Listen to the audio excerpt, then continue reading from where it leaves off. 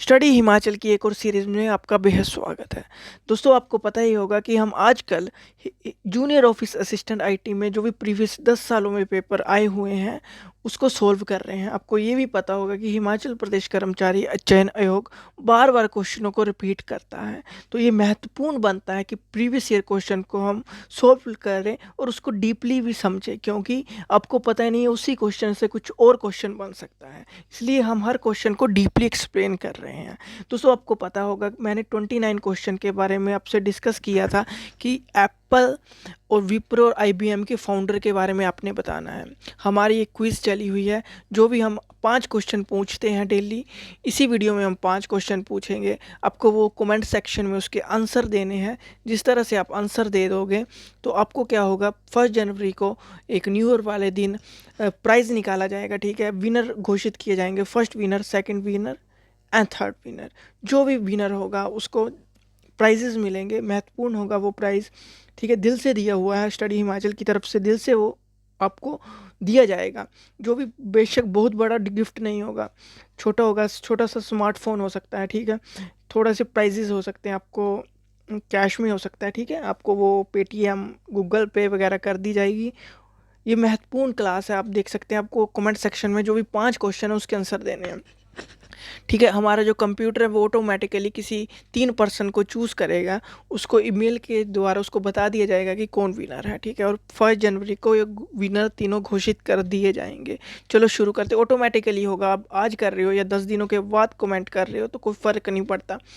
ती 30 दिसंबर या 31 दिसंबर से पहले पहले सारे आंसर आने चाहिए कमेंट में। ठीक है, तब तक की चूज़ किए जाएंगे। चलो शुरू करते हैं। देखिए, हमने प्रीवियस वीडियो में क्वेश्चन पूछा था कि window operating system was develop by, ये तो आपको पता है माइक्रोसॉफ्ट के द्वारा ही डेवलप किया गया है। बट यहाँ पे क्वेश्चन पूछा था कि एप्पल, विप्रो, आईबीएम के कौन है फाउंडर, कौन है। देखिए, आईबीएम के बारे में बात करें, विप्रो के बारे में बात करें, एप्पल के बारे में बात करें, ये तीनों ही एक मल्टीनेशनल कंपनीज है। देखिए दोस्तों, विप्रो की बात करें तो विप्रो की जो एक फुल फॉर्म भी पूछी जाती है कि विप्रो की फुल फॉर्म क्या है। देखिए, विप्रो का जो विप्रो की शुरुआत की थी वो थे अजीम प्रेम जी ने की थी। ठीक है, बट ये भी पता होना चाहिए कि विप्रो की शुरुआत कब हुई थी। वो हुई थी 29 दिसंबर 1945 में विप्रो की शुरुआत हो चुकी थी। ठीक है, महाराष्ट्र में। और विप्रो का हेडक्वार्टर आपको देखने को मिलेगा बेंगलोर कर्नाटका में ये पड़ता है। ठीक है, बेंगलोर, वहाँ पे आपको देखने को मिलेगा। देखिए, विप्रो की जो फुल फॉर्म होती है वो होती है western India palm refined oil limited. ठीक है, बट बाद में इसको जो नाम रख दिया गया, विप्रो ही रख दिया गया। वैसे विप्रो की शुरुआत में जो नाम था विप्रो नहीं था, पहले था western India palm refined oil limited, but बाद में इसको विप्रो के नाम से जानने लगे। हेडक्वार्टर आपको कहाँ पे मिलेगा, कर्नाटका, बेंगलोर कर्नाटका में देखने को मिलेगा। जेम प्रेम जी इसके फाउंडर हैं। ये आपको याद रखना, 25 दिसंबर 1945 में इसकी शुरुआत हुई थी। आईबीएम की बात करें तो आईबीएम का क्या है, आईबीएम में जो चार्ल्स रोनलेट फ्लिंट ने क्या किया था, इसका क्या किया था, इन्वेंशन की थी, आईबीएम कंपनी की शुरुआत की थी। सीईओ आपको देखने को मिलेंगे अरविंद कृष्णा जी, और हेडक्वार्टर आपको न्यूयॉर्क यूएसए में देखने को मिलेगा। और एप्पल की बात करें तो एप्पल की आपको पता होगा कि स्टीव जॉब्स, ठीक है, स्टीव वॉनजिंक एंड रोनाल्ड वैन इसके क्या है, फाउंडर है। बट आपको ये बताना कि एप्पल की शुरुआत किस दिन से हुई थी, मतलब कि ईयर बताना है एप्पल का। एक क्वेश्चन तो ये हो गया, किस दिन से शुरुआत हुई थी, ईयर बताना। ठीक है, डेट प्लस ईयर बताना है, एप्पल की शुरुआत कब हुई थी। एक क्वेश्चन ये हो गया। दूसरा देखते हैं क्या पूछना है आपसे। देखिए, पिछली वीडियो में हमने कहाँ से छोड़ा था वो देखते हैं। देखिए, प्रीवियस वीडियो में हमने 47 क्वेश्चन करना था। ये भी क्वेश्चन पूछा जाता कि in Excel charts are created using which option. Excel chart created in which option, वो है आपको पता होगा चार्ट विजार्ड से। जो चार्ट विजार्ड है वो आपको ऑप्शन मिलेगा, कहाँ पे मिलेगा, इंसर्ट मेन्यू में। आपको मेन्यू बार में इंसर्ट में आपको ये ऑप्शन मिल जाएगा। फिर और ठीक है, ये आपको वहाँ पे मिल जाएगा, कहाँ पे, चार्ट विजार्ड का ऑप्शन कहाँ पे मिलेगा आपको, मेन्यू बार में मिल जाएगा, वो आप देख सकते हैं, इंसर्ट ऑप्शन में आपको मिल जाएगा। नेक्स्ट क्वेश्चन देखते हैं। देखिए दोस्तों, नेक्स्ट क्वेश्चन है कि slide is a feature of. देखिए स्लाइड किसका फीचर है, स्लाइड जो फीचर है वो है, आपको पता होगा MS किसका है, MS पावर पॉइंट का स्लाइड एक ऑप्शन है। ये बहुत महत्वपूर्ण क्वेश्चन है, क्वेश्चन बार बार पूछा जाता है कि 48 का क्या होगा, DMS पावर पॉइंट। ठीक है, MS पावर पॉइंट की एक्सटेंशन भी पता होनी चाहिए, .PPT.PPTX 2003 के बाद जो भी आए वर्जन उसमें .PPTX होने लगा यूज़। ठीक है, एग्जीक्यूटेबल फाइल। अगला है 49 का है कि राइट क्लिकिंग समटाइम इन पावर पॉइंट। ठीक है, राइट क्लिक करेंगे तो क्या मिलेगा आपको, 49 का जो आंसर होगा इसमें देखते हैं। 49 का भी आंसर आपको पता होना चाहिए कि देखिए 49 का आंसर होगा वो C होगा, open A shortcut menu listing for the object. मतलब कि ऑब्जेक्ट के सूचीयन के लिए शॉर्टकट मेन्यू खोलते हैं। देखिए राइट क्लिक करेंगे जब भी हम कहाँ पे, पावर पॉइंट में, जब हम किसी खाली पेज पर करेंगे, ठीक है, राइट क्लिक, तो वहाँ पे आपको ऑप्शन देखने को मिलेगा, जैसे पेस्ट का ऑप्शन मिलेगा, पब्लिश का ऑप्शन मिलेगा, करके देख लेना, स्लाइड्स का मिलेगा, रूलर का मिलेगा, लेआउट का मिलेगा। ठीक है, इनका आपको ऑप्शन देखने को मिलेगा जब आप क्या करोगे, खाली किसी पेज पर राइट क्लिक करोगे पावर पॉइंट के। बट आपको ये भी पता होना चाहिए, जब किसी हम अल्फ़ाबेट पर या किसी ऑब्जेक्ट पर करते हैं, अल्फ़ाबेट पर करते हैं, ध्यान से सुनना ये वाली लाइन, जब हम किसी अल्फ़ाबेट, जैसे अल्फ़ाबेट को हम क्या करते हैं, हाईलाइट करते हैं, हाईलाइट कर दिया, ए अल्फ़ाबेट है, ठीक है, हाउ अल्फ़ाबेट, इसको हाईलाइट कर दिया और इस पर हम राइट क्लिक करते हैं तो हमें बहुत सारे ऑप्शन देखने को मिल सकते हैं, जैसे कॉपी पेस्ट का ऑप्शन मिल सकता है, ठीक है, एग्जिट टेक्स्ट का मिल सकता है, पैराग्राफ का, बुलेट का, सिनोनियम, हाइपरलिंक्स का मिल सकता है, शेप किस तरह से करनी है, इटैलिक बोल्ड, ये सभी इसमें आपको देखने को मिल सकते हैं, ये आपको याद रखना है। 50 की बात करूँ, विच of the following button for align is absent in the format tool bar in power point. देखिए लेफ्ट लाइन भी होता है, राइट लाइन भी होता है, सेंटर भी होता है, तो नन ऑफ दीज इसका आंसर होगा, 50 का नन ऑफ दीज आंसर होगा। ठीक है, ये तो ये समझ रहे होंगे, अलाइन मतलब कि आपने जो अल्फ़ाबेट है किस तरह से रखना है, जिस तरह से आपको मान के चलिए, शॉर्टकट की बात करूँ, शॉर्टकट में Ctrl+L दबाएंगे तो जो आपका अल्फ़ाबेट है वो लेफ्ट में चला जाएगा, सेंटर में देखना चाहते हैं तो Ctrl+E दबा देंगे तो सेंटर में चला जाएगा। ठीक है, Ctrl+R दबा देंगे तो अलाइन टेक्स्ट राइट में हो जाएगा, जो टेक्स्ट है राइट में चला जाएगा।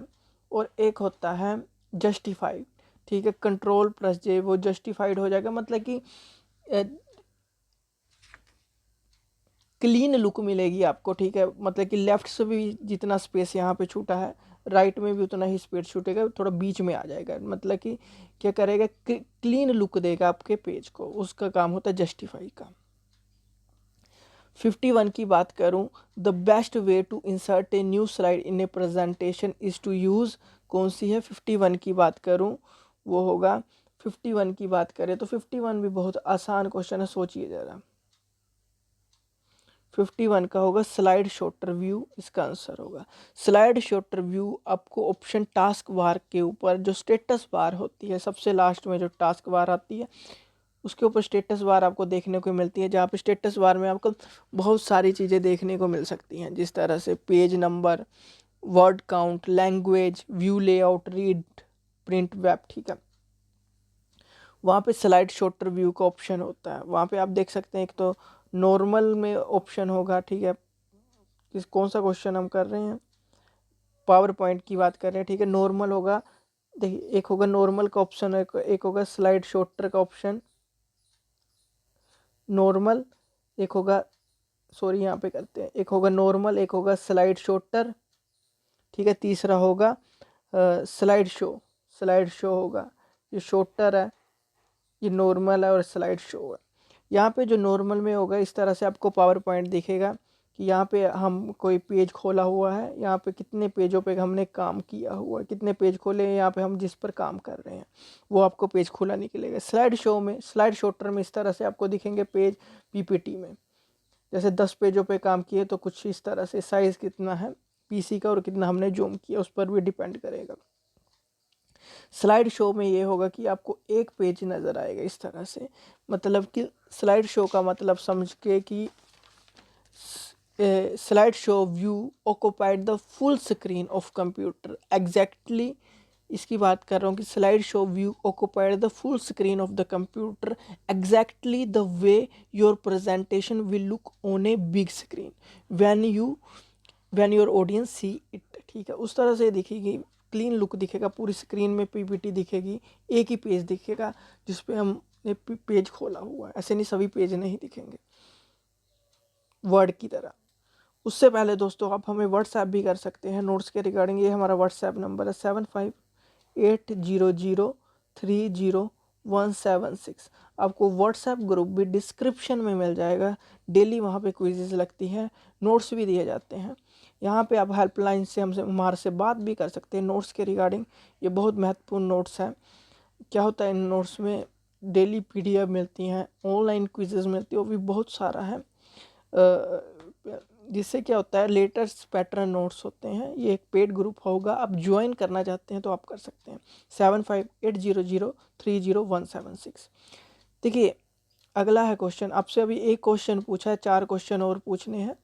क्या होगा, आपने वो कमेंट सेक्शन में आंसर भी देने हैं। अगला है कि special effect use to introduce slide in a presentation in PowerPoint are called. 52 का जो होगा, 52 का जो आंसर होगा वो होगा सी। ठीक है, 52 का क्या होगा,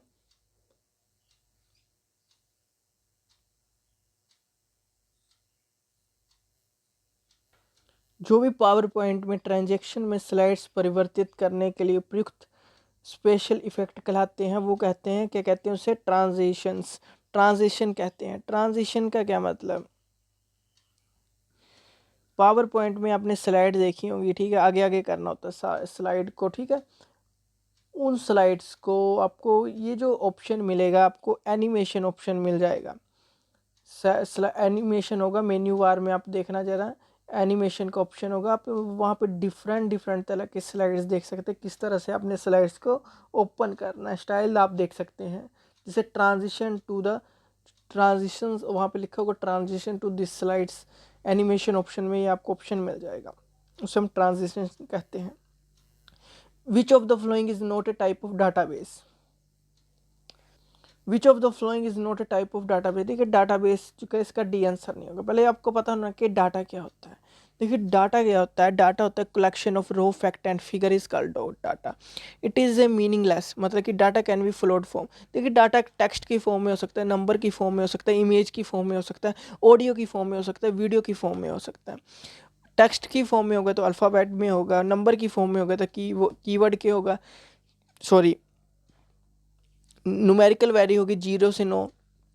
इमेज का बेस्ट एग्जांपल स्कैनर, ऑडियो का माइक्रोफोन, वीडियो का आप कैमरा लगा सकते हैं।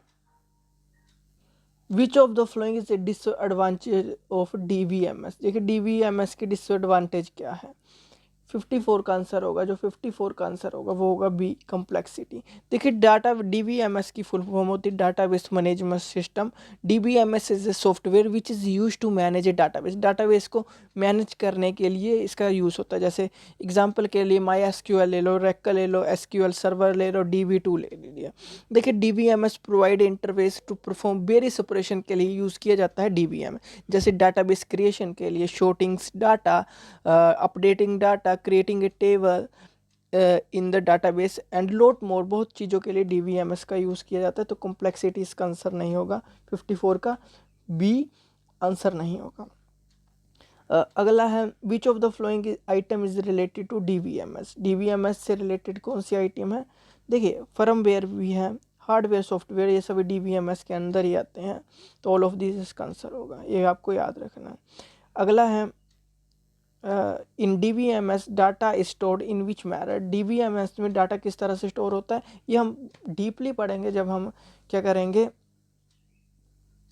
जब डीबीएम से हम चैप्टर करेंगे तब हम डीपली पढ़ेंगे। इसका भी आपने आंसर देना, ठीक है। DBM stored in which manner, ये ठीक है, ये आपका क्या हो गया, दूसरा क्वेश्चन हो गया, ठीक है। DBM data stored in which manner, 56 का आंसर देना है आपने।